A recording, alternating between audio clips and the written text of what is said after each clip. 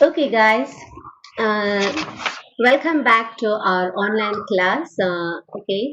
So we have already finished our MEG 4, and now we are gonna switch on to the MEG 3 book, and it's all about the British novel. Okay, so before entering to the novel which has been given you in this book, that is book one, which deals with Henry Fielding's Tom Jones, let us see what actually is novel.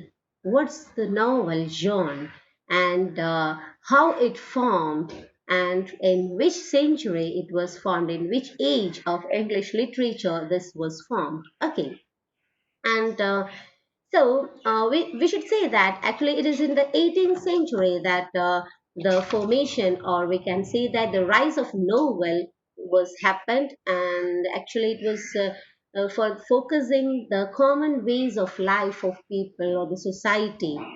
Okay, and let us see what was the England in 18th century first. Okay, as we have learned it in our MEG 1, that is in poetry classes, that what was the social situation, the social, cultural, and political situation of 18th century.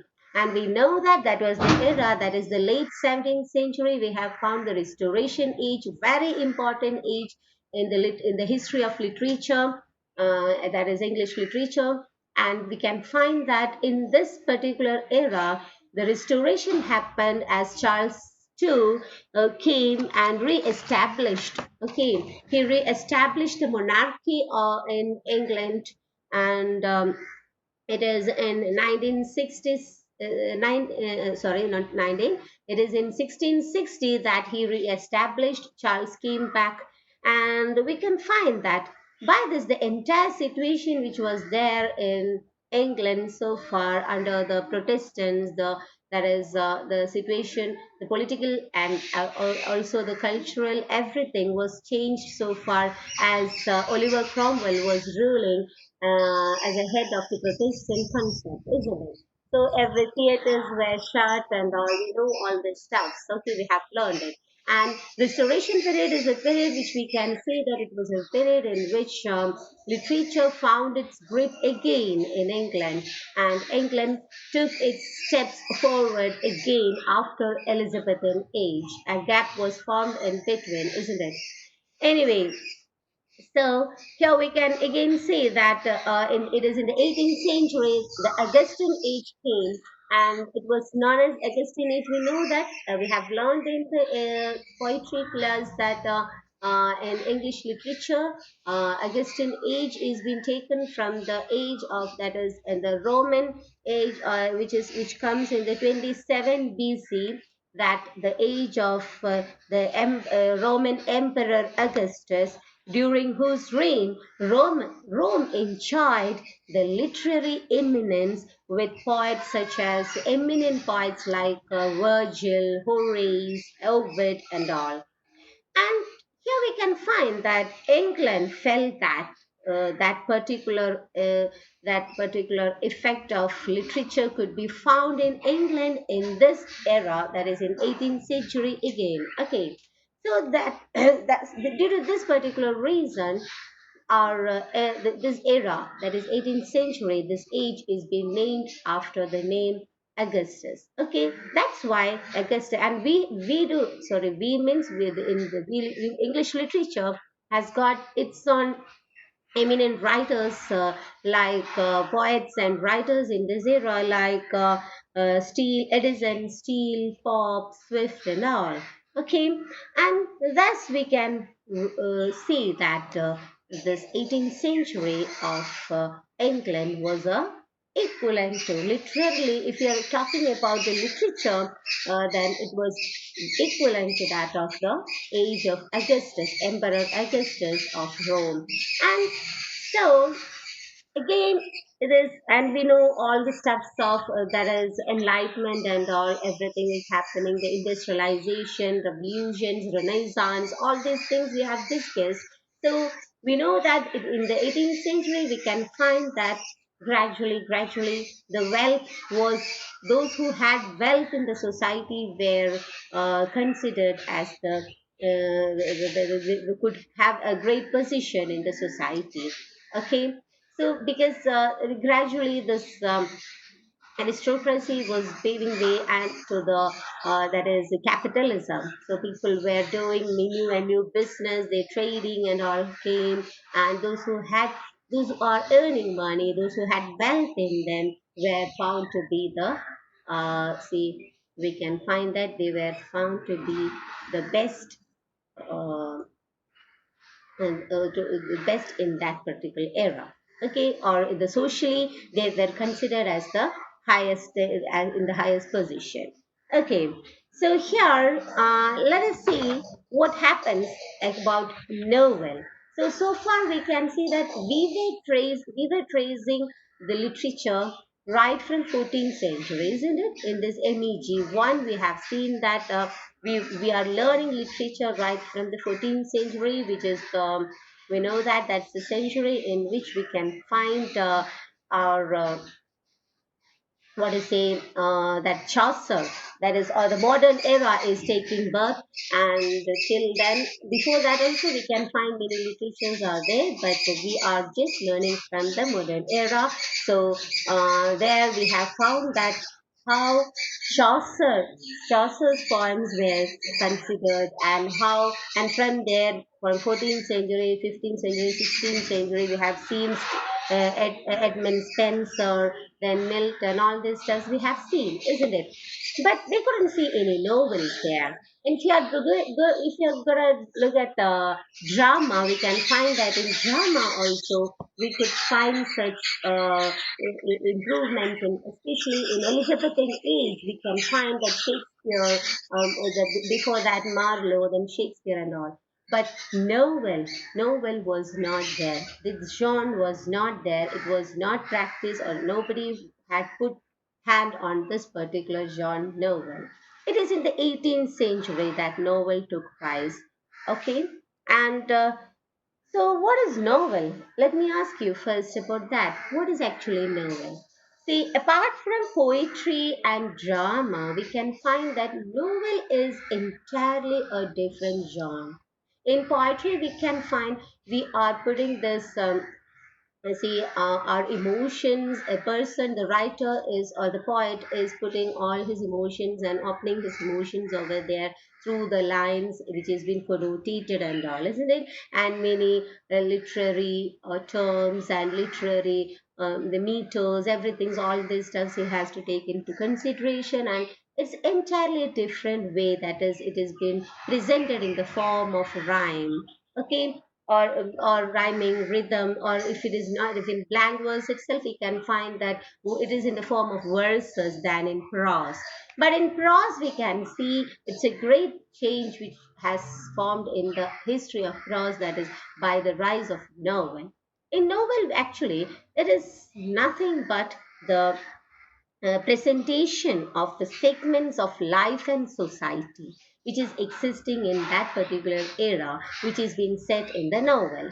Okay, we may feel like that actually the novelist is lying. Actually, he is talking about the other things, that is about the say he is cooking up the situation, he is cooking up new stories and all, and he's making characters. All these things are done just, it is independent of the society and all. No, actually, the novelist is, actually he's trying to put a miniature of the society in which he is living.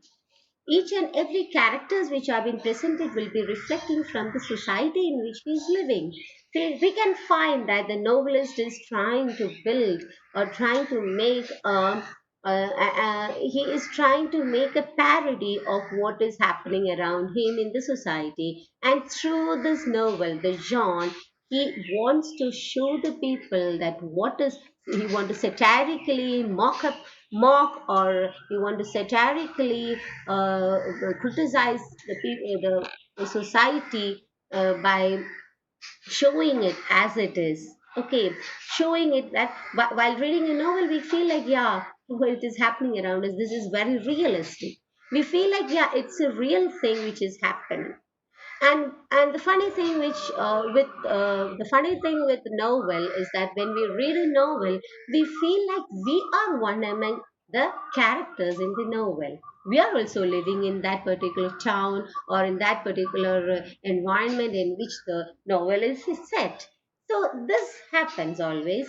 And if it is a good novelist, we feel like, see, we are also one among them. And the novelist is also there. He is taking us, he is in a chariot who is riding the chariot, and we are just sitting in the chariot and we are viewing the surrounding there, and we are entering to a new world by divorcing the world outside in which really we are, and we feel like we are really in a new world in which the novel is being set. So that's the fantastic way of presenting novel, and one feel like it's so real and which is happening in his own life. Okay, so we can say that it's so sharp enough to make social changes in the people, and to make people understand that what will be the situation if he and she lives like this, and what will be the after effect of that through this novel in a very realistic manner. And we know nowadays we are watching films, and many novels are made to films nowadays. Every novel you can find, the films are being made there. And so what is actually, see, while we are feeling, while we are viewing or watching a film, we feel like we are inside it, isn't it? That's the same effect which we could feel when we are reading novel. The main reason is that there will be descriptive and narrative forms in the writing. The structuring of a novel, we can find descriptive, narrative, and obviously many expository ways are also being seen while it is being written. But the descriptive portion of a novel will give you a good idea about what is actually, how it is being said, and what a character is, and it will actually give you an effect of viewing that particular scene, or viewing that particular person or character in a real form. Because it will be, see, a good novelist will be describing a character in such an effective manner that you will feel like you are viewing that person.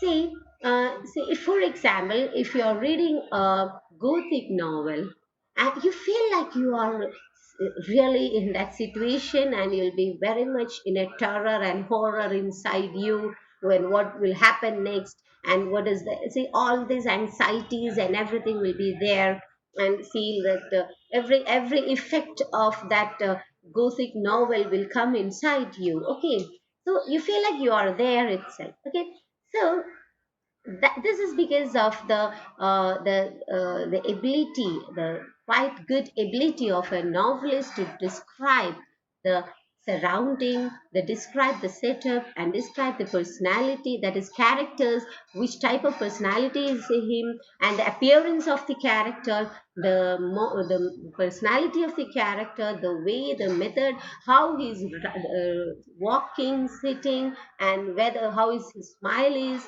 what the style is, and the style of language. As we have learned in MEG 4, we know that different style of languages are there, and through the different styles of language, they are making us to make that, they are giving us that complete effect of novel. Okay, so this is what is happening with novel. Okay, and that's all about the genre novel. And again, so as I have told earlier, we'll be transported to a different world through this novel, which has got its own rules and regulations, a new town, villages, markets, streets, and all. Okay, so that is what about all about the novel.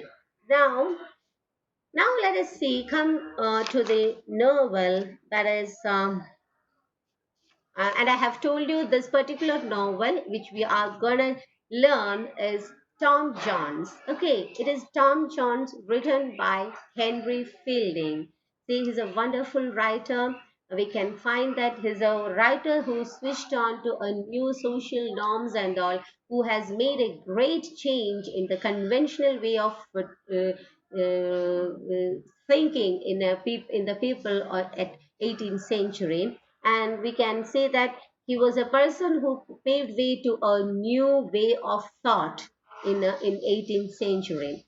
Anyway, uh, before getting to that, I have already told you the situation of 18th century, that people are behind wealth. Always, whenever somebody is gets wealth, then he's up there to get that, because wealth is equivalent to position in the society, and wealth is equivalent to success for people.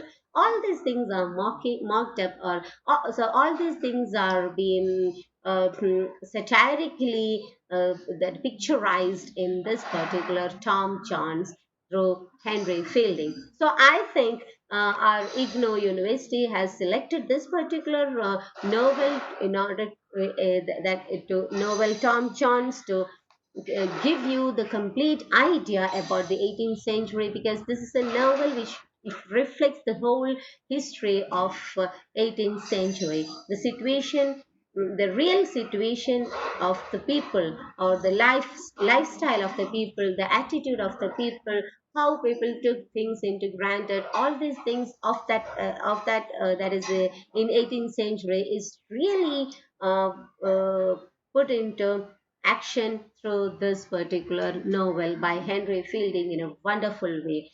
So, in order to understand 18th century society, it's a very good specimen. That is, Tom Jones is a very good specimen for you. Okay, now let us come to the story. That is, and before coming to the story, I would like to give you an idea about Henry Fielding. Okay, so yeah. Wait a minute. I'll be back. Yeah, here is it. Okay. Now, so first of all, so we were talking about novels. Okay. So we were generalizing the novel. Anyway, let me tell you something about the English literature, the novel in English literature. There you can find that the first English novel in English literature is Pamela. Okay, Pamela. Always it is been asked in competitive exams, and also please keep in mind it is Pamela, and its subtitle is Pamela or Virtue Rewarded, which is written by whom? It is written by Samuel Richardson. Okay, it's written by Samuel Richardson.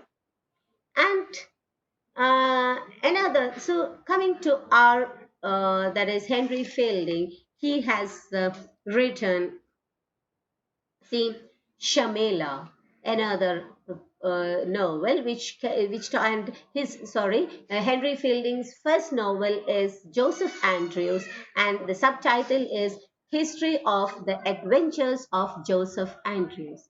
It is Joseph Andrews which Henry Fielding has written which is the first novel of Henry Fielding, and the subtitle is History of the Adventures of Joseph Andrews. Okay, and you can find Shamela, or an apology for the life of Mrs. Shamela Andrews.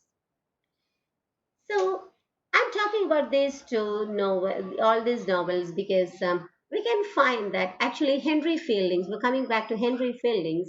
You can find, if you're tracing his life, we can find that if you're learning his life, you can find that he was a person who wanted to become a lawyer actually, but unfortunately his father wanted him to become a playwright.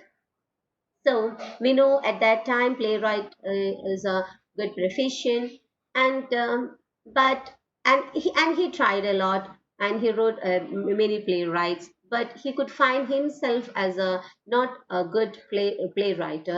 So he just switched on to novel, and that's how he has produced good novels, and there he was successful. And we can find that he got inspiration from not yeah, he wrote because he, after reading Samuel Richardson's Pamela, he felt like, yeah, Pamela, actually, that's a novel in which virtue is being rewarded. And what is virtue? Virtue is that Pamela is keeping up, trying to keep, struggling to keep up her chastity there, which is a social norm or a social, which belongs to, or the rule which belongs to a social system. So he thought he started to write by mocking it. Okay, he started to make fun of it or give a satirical aspects of the social conventions which people are sticking on to. Okay, so that's how he started writing novels, and we can find that he found himself as a wonderful English novelist, and he belongs to an aristocratic family, a rich family, and his earthy humor, satirical, and actually picaresque novels were put forward by him. And his purpose of writing novels are to make the parody of authorities in the society. Okay, so I told you it already. That is, his purpose of writing novels were to make the parody of the authorities in the society. What are the authorities? I told you there are some social authorities who says that yeah, this is right in the society, this could be done by the people, which is acceptable, and this should not be done, it is not acceptable socially. So Henry Fielding paved a way to another thought, or another, he took the courage to show another thought, that is, why should people stick on to such norms? So he wanted to make parody of all these things, and he wrote very satirical novels against all these social institutions. And in this novel, see, this is a perfect novel which could give you the complete idea about Henry Fielding's all this purpose of writing novels. Okay, we'll come to it. Okay, when we come to it, I'll just recall all these points there. Okay, so it is this age in which he wrote this particular novel is in the Augustan age. Never forget that this is the 18th century, and it is also, it may be also called as classical or neoclassical or Enlightenment age. Okay, all these things could be told. Then, if you want to know, just for a sake, if you want to know the contemporary writers of that particular era, there comes the Daniel Defoe, who wrote Robinson Crusoe. It's very famous. Then Cervantes is the Don Quixote. It is a hysterical and very humorous novel. Then comes that Voltaire's adventurous novels and all. So these are the contemporary writers of Henry Fielding. Now, let me give you some ideas about, or let me tell you some ideas about some terms, okay, which comes in novels. Some terms like picaresque novel, Bildungsroman, Roman class, and all. Okay, so what is a picaresque novel? Many of you may be knowing that actually picaresque novel is a novel in which, see, uh, it refers to an episodical style of fiction, okay, that is dealing with the adventures of a rogue and a dishonest character, but that character appears as a hero of the story. Let me make it clear again. The thing is that there will be a hero. Actually, we feel like he's a hero, but he is not taken as a hero in the novel, because he may not be sticking on to any social conventional rules and regulations and all. And he's a person who always want to be untied in the confinement, untied from the confined rules of a society. So he want to be free, he want to explore the outside nature, or outside surroundings, which is, or the society which is happening around him. And he's a person with a lot of curious in him, and curiosity in him. And he keeps on moving, he keeps on traveling, or he keeps on moving from one place to another, and meeting with different people, encountering with them, and experiencing new experiences with them. And we can find that though he is being called as a rogue or a dishonest person by the authorities of the society, we the readers will find that this particular person is actually good in heart, good at his heart, and he's a good guy with his intentions and all. Okay, but if you are a person who sticks on with the social norms, you will find that he's such a bad and ugly person. Okay, so that's the difference. And we can find that many adventures goes on in his life, many happenings goes on, and this is known as picaresque novel, and it is an episodical. It will be written in an episodic style of fiction. Okay, and actually, at this time, let me tell one more added point to you. That is, Thomas Nash is the person who wrote picaresque novel first time, and his novel is The Unfortunate Traveler. The Unfortunate Traveler by Thomas Nash, who wrote first picaresque novel in English literature. Okay, and the subtitle is The Life of Jack Wilton. Okay, okay. So now we know what a Picasso novel is, and you can find that. Let me connect this with this piece of information with our novel that Tom Jones, written by Henry Fielding, is a type of Picaresque novel in which you can find the rock personality is Tom. Okay, the central character of the novel.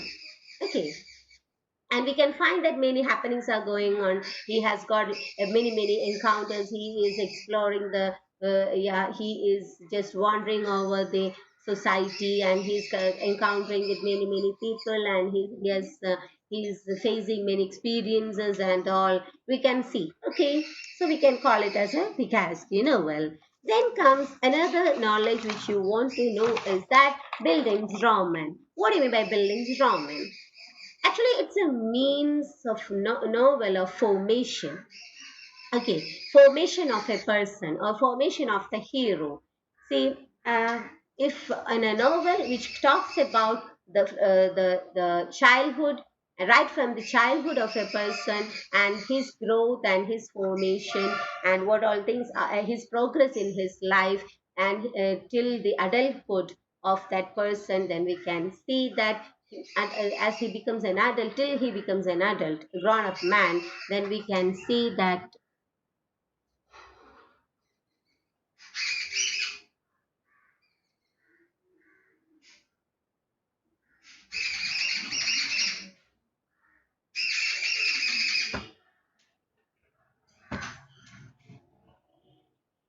So you can see that you are sorry for the interruption. I think something is happening here. Okay, nothing. Okay, guys, please join with me. Sorry for the interruption. So, what is Villain's Roman? Villain's Roman is a means of novel of formation. I told you as you grow. That is right from the childhood of the host. Right from the childhood of the hero, you can find, and it is growing and growing. As he grows up, you can just trace his history. So, you can trace his life as till he becomes a adult there.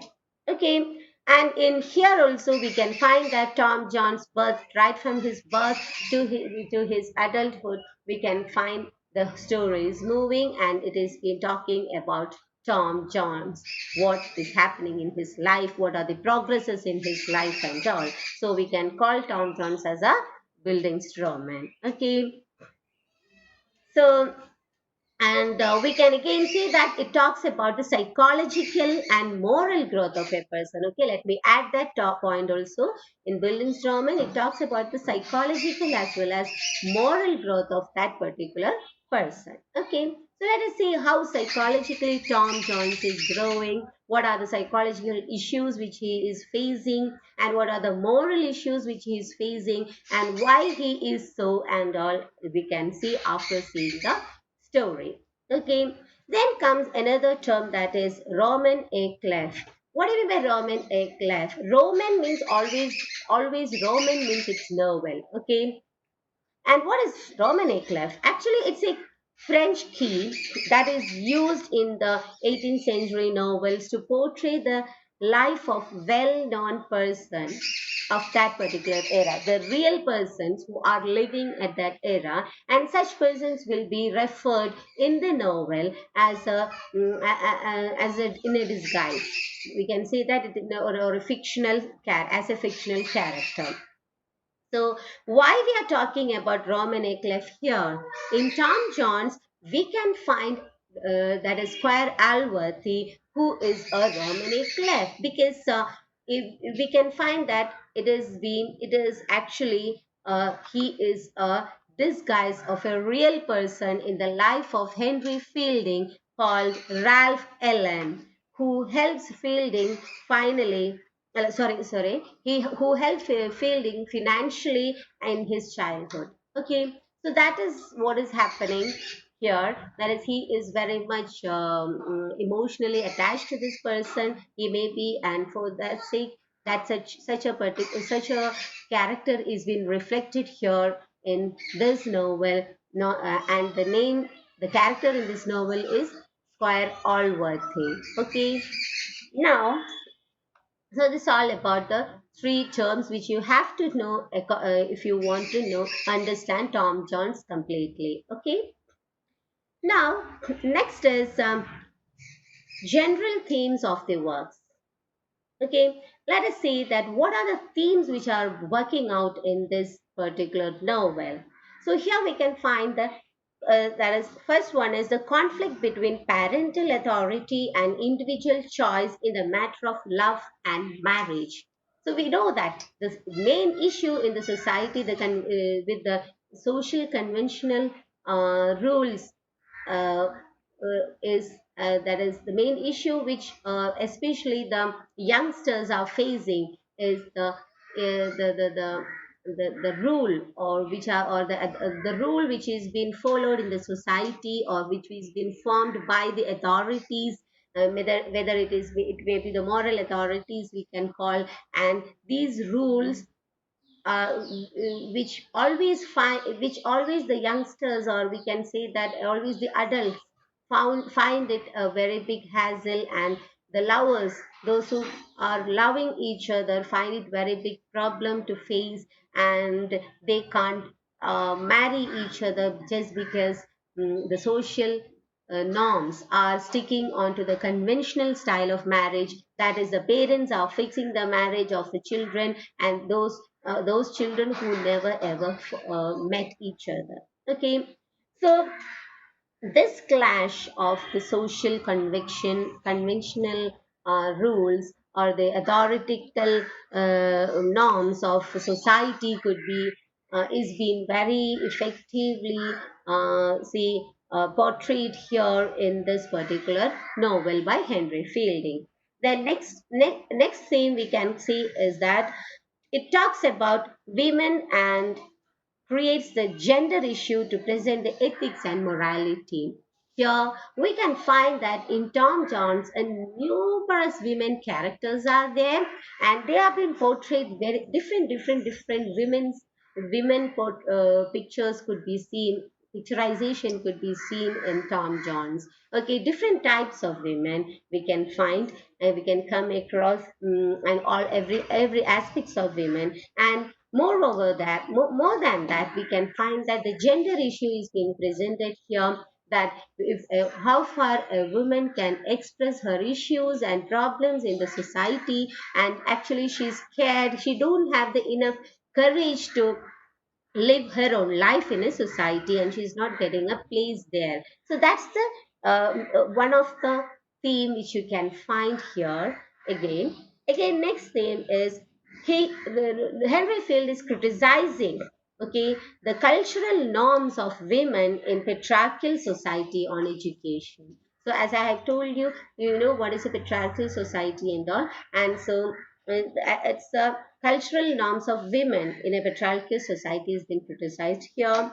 Then at last we can find that virtue is represented in action than thought. Okay. So, virtue, what is virtue? It is been defined by somebody, and if it is that, see, actually, not, I'm not telling this. It is being told by Henry Fielding. I'm Henry Fielding now, and I'm talking as a mouthpiece for him.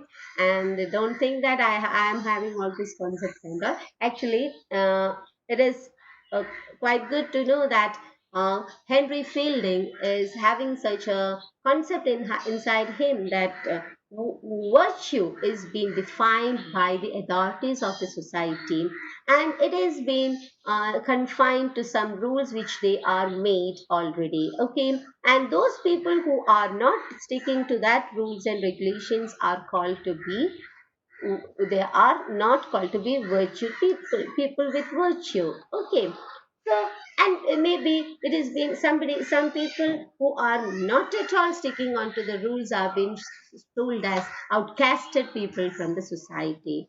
So it goes to that extent also. So here we can find that all these themes could be found in Tom Jones, and it's very wonderfully that is picturized, or it's very wonderfully depicted here by Henry Fieldings. Okay, now let us see some qualities of Tom Jones. We can say that it is a best book of Henry Fielding, and it is a comic novel, then also known as the history of Tom Jones. Let me add that point. So please bear in mind that the subtitle or the other name of Tom Jones is the history of Tom Jones. Okay, the history of Tom Jones, a founding. It is a Bildungsroman, picaresque, and a Roman eclef. All these things we have discussed, and to understand the contrast between two personalities is also been given here. See, we can find that two personalities are being contrasted here. You will come across the characters. One is Tom Jones, the main character, and another one is his half brother. That is what is his name? Yeah, Bill and we can find that Bill is always been accepted by the society as a good person because he always sticks to the norms of the society, and he's a person he always obeys the rules. But we can find that he has got a jealous mind. He has got a very some flaws in his character, in his mind. As a personality, we can find that Bill is not a good person. But if you are coming to Tom Jones, we can find that he is never sticking to any social norms or any such, any such authoritative uh, rules and all. But he is, and he is a straight person. Okay, he is a straight character. He is wandering here and there. He's never respecting any person. He's never respecting his teachers. He don't want to sit inside the classrooms and sit and read and learn as a in a confined classroom. He want to just explore outside. He is always with the see, he want to be mingled with, see, he is being brought up in a good family, a non aristocratic family, but he always want to be in connection with the people of lower strata, so that is being considered as a bad thing by the society of 18th century, that's free mingling and living for them and all. And likewise, we can find that Tom Jones is a loose, untied character, but we can find a very good personality in him. He is always a down-to-earth personality. He is not at all behind any wealth, or he never want to get a great position in the society, or he's living for himself or for his own wishes, and he is to put together, we can say that he is not a hypocrite, and we can find Bill as a hypocrite. That is, he is pretending to be a good person, but here, Tom Jones, though he is a good person, he is not at all concerned about the outlook of his, or the impression which the society is making on him. So such two personalities are being discussed here in Don John's. Okay, then let's see what is the theme of, or let's see the story again. So actually, it is in the 1749, which this novel is going on, and we can find the main character, one of the main character. So the story is starting with Squire Alworthy, as I told you. And he was referred in the beginning of the session when I talked about the Roman Eclipse, that the person who, that is, he is a fictional character of the real character in the life of Henry Fielding. Okay, so Squire Alworthy, he is a middle-aged person. He's a wealthy and a kind-hearted man. Okay, and he's a person who is socially, he has a social status in the society, and he's been respected by the people, and who is educated and all. Okay, and what next character is Bridget.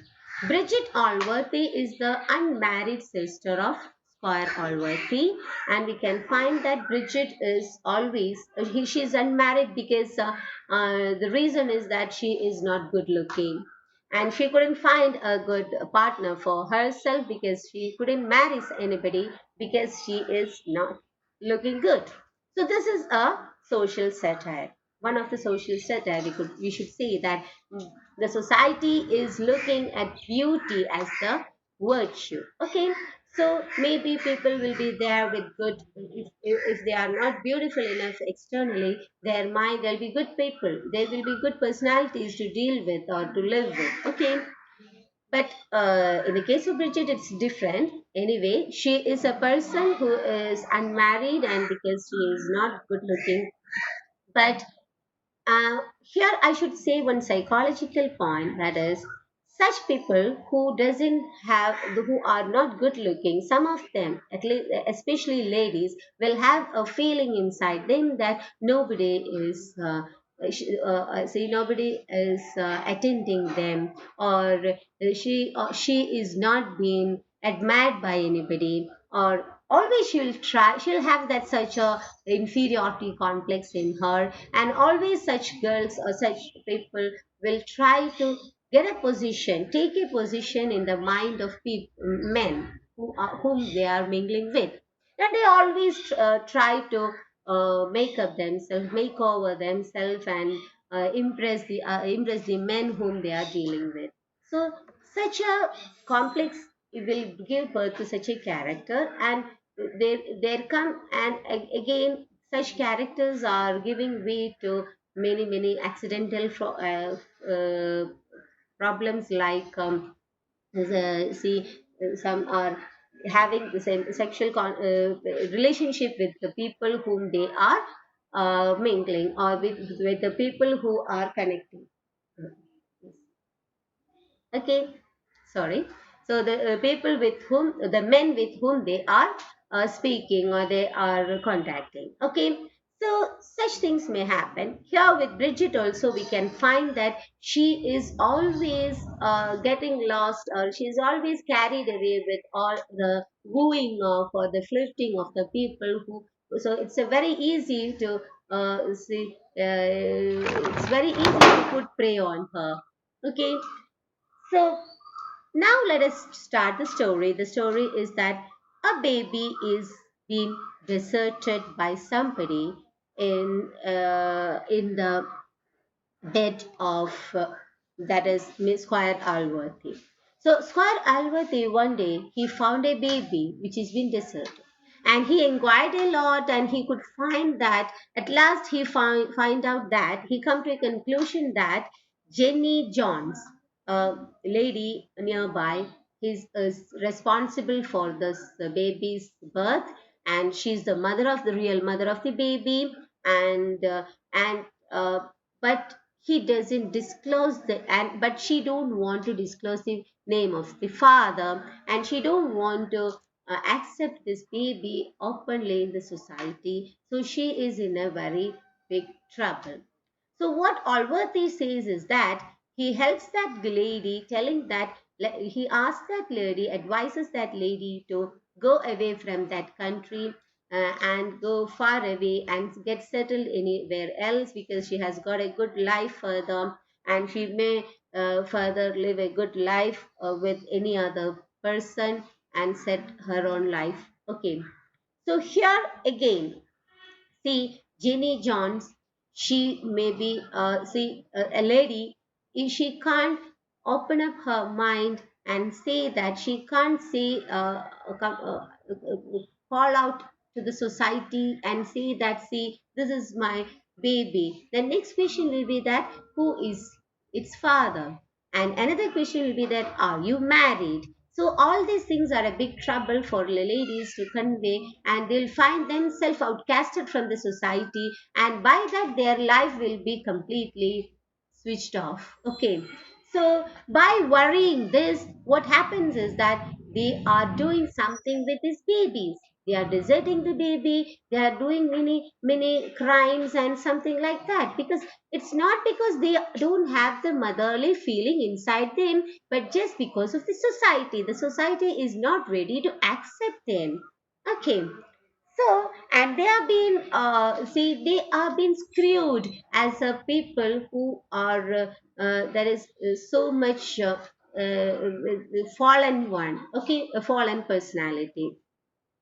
Now, let us go through the novel again. So, anyway, here Allworthy, he is helping this lady to flee from there, and he is taking the responsibility of bringing up this baby, and he gives this responsibility to his own unmarried sister Bridget Allworthy, who is living with him in the same house. Okay, and he puts the name Tom Jones to this baby, and this is our hero Tom Jones, or we can say that the protagonist Tom Jones and his birth.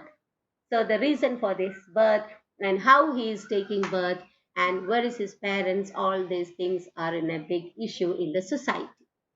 Okay, so this is how, these are, all these things are the society which has been gifted. All these informations are the we can say that very negative informations about himself, which the society is awarding him before his birth itself. Okay, now he is, sorry, at the time of his birth, we can say, itself. Okay, that innocent baby doesn't know anything, and he is just carrying on his life, and Allworthy and Bridget both are bringing him, and he is living in that wealthy house. Okay, and what happens is that as the life was going on, the two people called two brothers, Dr. Billfield and Captain Billfield, they always comes and visit Allworthy and make a good acquaintance with him. But the main intention behind them is that they have a great eye on the wealth of Allworthy. So for that, what they do, they want to woo the sister, and they are in a plan of marrying that sister. That is, one of them will marry that sister, Bridget, and they, so that they could get the complete wealth, and they will divide the wealth among them. So this is their intention. Okay, and what happens is that we know how, what sort of lady Bridget is. As I told earlier, as she is not a good looking girl, it's very easy to woo her, and to, as I told you, it's very easy to throw prey on her. And so it happened, and what happened is that she started to love them, one of them, that is Captain Billfield. Okay, Captain Billfield is the person who is going to marry her, and they fall in love with each other, and they are marrying. Okay, and after their marriage, we can say Tom Jones is growing there in this situation. Okay, and after their marriage, what happens is that Bridget is giving birth to a boy called Billfield, Master Billfield. Okay, and these two children are growing together there in this house, and we can find that this Billfield is disliking Tom. He never likes Tom, and because he is anxious whether the wealth of the Allworthy will be divided to him also. A great portion may go to him. So that's the main worry about worry with Captain Billfield. But what happens is that Captain Billfield dies earlier than Allworthy. So this is again a satire that we can never see. That mostly in society people are behind wealth, especially at those times. Wealth is everything for people. No values were there. Even that person, see Captain Billfield, he's marrying, he's accepting a partner in his life. It's a very such a serious topic, isn't it? It's such a serious thing. But he is deciding to accept a partner just because he will get wealth there. Okay. So this is the situation. This was the mindset of the people at those time in 18th century, that wealth was considered as everything. Okay, but unfortunately, see, he couldn't enjoy that wealth for which he has sacrificed all his pleasures and all his wishes. We can see that. Okay, and he dies before Allworthy. Okay, so that's a good satire there. Then we can find that after the death of Captain, we can find that these two boys are living together. These boys are not living together, not in a sense of which we are using now. These two boys are growing together there in the house of Squire Allworthy, and we can find that. Anyway, both are getting educated under tutors, but the funny thing is that the tutors always dislike Tom Jones, because I told you he never likes to sit in a classroom setup and learn and all. He never likes to stick to the rules, so he'll be wandering here and there, and he will be back answering things which is very which the sorry which all find very which the tutors may find very much disturbed, and they dislike him, and he always want to be out wandering here and there, and that was the style of Tom Jones. But Bill Phil, he was a very studious person. He sits and obeys his tutors, and he always stick on to the every norm, social norms of educational institution. Okay, now we can see that Tom used to do some thefts from the house. Okay, he steals something. He okay once he has stolen something, and in order for the sake of the servant at that in that house, that is not his name is Black George. So I have already told you. See, Tom always he want to be with the people, the servant people and all, and he always want to spend time with them, and we can find that he'd steal something to give to that person, that Tom had more attachment with that servant, and as all others disliked him in that particular house, when all others disliked, this was a person who gave solace to him, who liked him, who loved him. Okay, and Bill Phil was completely jealous on him. He was very jealous, and Tom and jealous on Tom, and also he had the knowledge of this theft which Tom has done. Okay, to help Tom, that is to help the servant. And now we can see that Tom is every time he goes out, I told you, he spends more time with Squire Weston, who always appreciates his sportsman spirit. Okay, the sportsmanship of Tom is being appreciated by Squire Weston, and so he likes him. He always spends time with him. And again, Sophia, a very beautiful girl, she loves Tom. She is the daughter of Weston. But we can see that here Tom is not showing any type of affection towards her, because Tom is already in relationship with Molly, who is the daughter of the Black George the servant, and we can find that in between, so Molly becomes pregnant, and as Molly becomes pregnant, see Sophia is showing love towards Tom, and now Tom is in a position of loving back, giving, reciprocating it, but he can't. He is helpless because after reading that that Molly is pregnant. So After some time, Tom realizes that yeah, Molly has got many other relation, another relation, and the reason for the pregnancy is not him. So now he starts to reciprocate his love to Sophia, and they both are loving each other. Okay, so here the character Molly is representing a particular women character in the society, whom we can find that who is not at all sticking to any social norm of marrying, and that is having a relation with a man before marriage is actually very against from the social norms.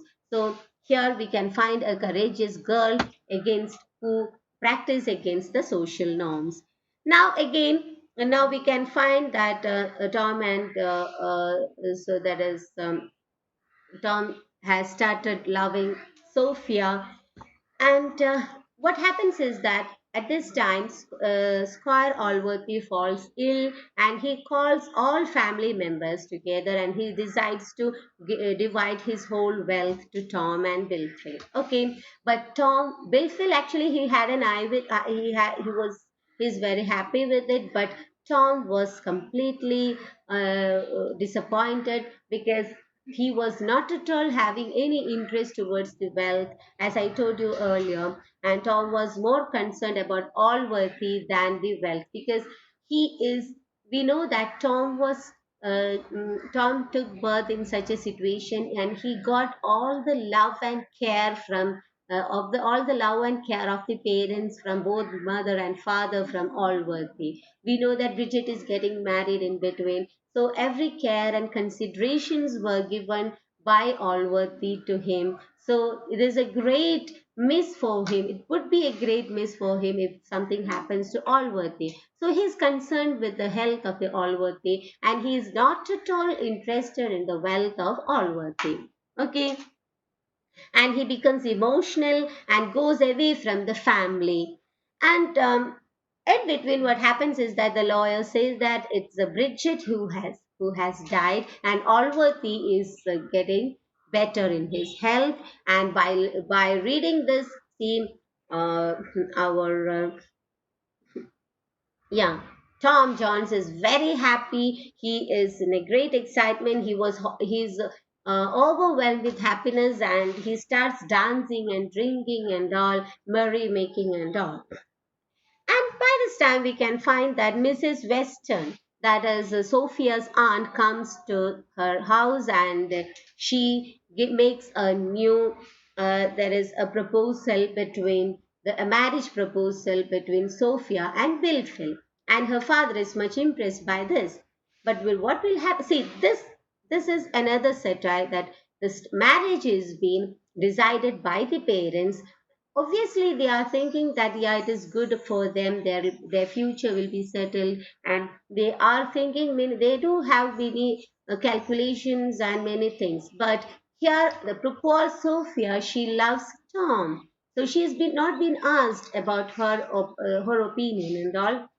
And what happens is that Sophia is just see, what happens is that Sophia is just rejecting the proposal. She don't want to accept the proposal, and by the time we can see that Bill Phil, he always traps Tom, and once he informs Allworthy that Tom drinks and makes issues in the house. And by what he do is that he says this to the Allworthy, informs Allworthy, and Allworthy is very furious, and he becomes very angry with Tom, and he boycotts Tom from the family. And Tom gets out of the family, and he leaves the family, and he was strayed and wanders and wanders, and at last he reaches a countryside where he meets Patridge, a worker, and he works with him. And from there he comes into acquaintance with a lady called Mrs. Waters, and he has a relationship with her. See, we can find that always wherever Tom comes and finds a lady, he falls in relation with that particular lady. So we'll talk about the reason at last. Okay, now what happens is that Sophia ran from her house. Sophia runs from her house and comes where Tom stays, but came to know that his new relationship, and she leaves something on his bed to convey him that yeah, to convey him that yeah, she Sophia is near to him. And again Tom goes from there, then he reaches where London with Patridge, and from there he stays with Mrs. Miller and daughters. And we know that what will happen when he's staying with such a group, and again from there he comes in relation with one of the daughter Nancy, and she becomes pregnant, and he feels that he is as he's been convinced that he is the responsible for for the pregnancy, and he's ready to marry her. And what happens is that then he comes to Lady Bellaston and another lady and makes love with her. And actually Sophia is staying with Bellaston, and Sophia fights with him and says, and they are reconciliated. The reconciliation between Sophia and Tom is happening, and Tom drops all the relationship with all the other ladies. But Lady Bellaston is not the one who is like others, and she just wanted to seduce. That is, she makes a guy to rape Sophia, and all these things happen. At this time, all this Allworthy, Master, Bill, Phil, Mrs. Weston, and Squire Weston all reaches London, and so Sophia there, they locks up her. And what happens is that in between, another thing happens, a new character, that is Fitzpatrick, the husband of Mrs. Water, comes to kill whom? Tom, because he is thinking that he still Tom has an affair with her. And in a continuous furious fight, what happens is that Tom stabs whom? This Fitz. And Tom goes to jail, and we all believe that this Fitz has died. But at the end we can find that Mrs. Waters is coming, and as Mrs. Waters sees Allworthy, everything just like a Hindi film, we can find that everything is out. That is, she is the Jenny Johns, once when the Jenny Johns who was responsible for the birth of Tom, and who was assumed as the or who took the responsibility of the mothership of Tom once. And now she is telling that, see, Fitz is not died, and Tom is being released by Allworthy. And again she call outs with the secret that that is see, she is not the real mother. The real mother was Bridget, the sister of Allworthy. So here, actually, what was happening? See, Bridget doesn't have the courage to say that this is my child. She couldn't feel her child in a real sense there. See, by telling call out to the society, telling that this is my child, just because of the social norms. She's afraid of the society. She's afraid that whether her brother will be considered as that all the names and all the social status of a brother will be it will get degenerated. Okay, so this particular problem, actually Tom, when you're coming to Tom and his problems, his psychological problem, we can find that Tom lost everything. He was denied from his motherly all the motherly care and all. Though he was living with his original mother, he couldn't really enjoy his mother's love and touch and everything. So here comes the so now we can find the answer for the question that why Tom is always mingling, having a relationship with the women whom he is encountering with. So here we can find that the reason is that right from his childhood he lost his mother, and by this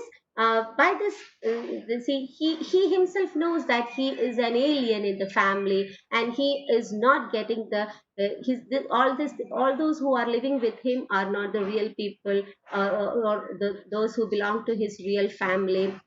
and this is not his mother and all. So he had a hunger of touch and care of a mother. So we may say that he was fixed in his phallic stage, that where he has got an Oedipus complex in psychology. Okay, psychologically we can say. So